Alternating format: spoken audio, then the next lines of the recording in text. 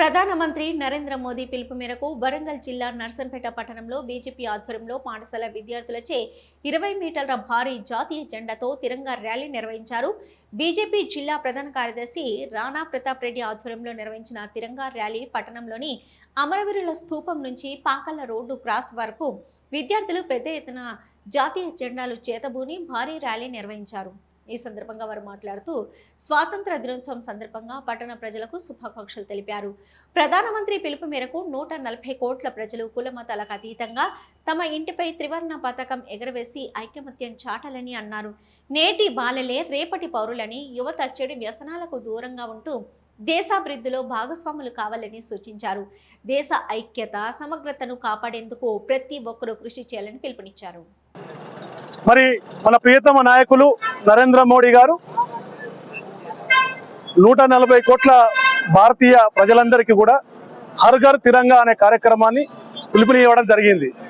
ప్రతి ఒక్క భారతీయుడు కులం కానీ మతం కానీ తేడా లేకుండా, ప్రాంత తేడా లేకుండా ప్రతి ఒక్కరం కూడా మన 3 రంగుల జెండాను మన ఇంటిపైన ఉంచి మన ఐకమత్యాన్ని, మన బలాన్ని చాటే విధంగా ఈనాడు నరేంద్ర మోడీ గారు ఈ కార్యక్రమానికి పిలుపునివ్వడం జరిగింది.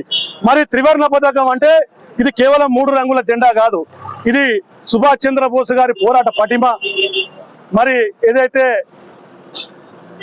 అల్లూరి సీతారామరాజు లాంటి గారి ఎంతో మంది స్వాతంత్ర సమరయోధులు వారి యొక్క ప్రాణత్యాగం చేసి మనకు స్వాతంత్రం తీసుకురావడం జరిగింది.